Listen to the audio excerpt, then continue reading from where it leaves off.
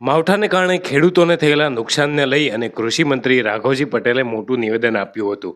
વિભાગ તરફથી પણ માવઠાના કારણે ખેડૂતોના પાકને થયેલ નુકસાન અંગેને સર્વે કરવા અધિકારીઓને સૂચના અગાઉથી પણ આપી દીધી છે.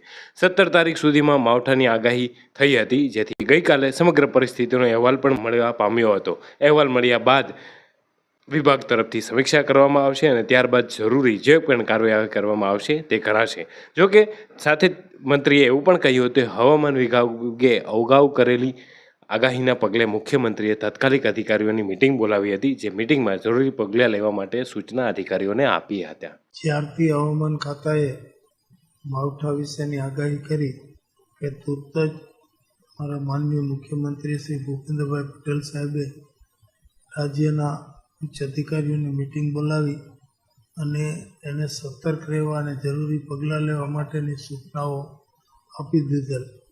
ત્યારબાદ અમે પણ અમારા ખાતા મારફત અમારા અધિકારીશ્રીઓને ખેડૂતોને ખેતીના પાકોને આ માવઠાથી જે કાંઈ નુકસાન થાય તે અંગે સર્વે કરવા માટેની સૂચના આપી દીધેલ અને 17 તારીખ સુધી માવઠાની આગાહી હતી.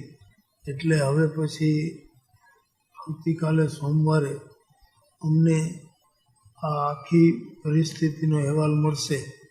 અહેવાલ મળ્યા બાદ અમે સમીક્ષા કરી અને જરૂરી કાર્યવાહી તાત્કાલિક હાથ ધરવાની કાર્યવાહી કરશું.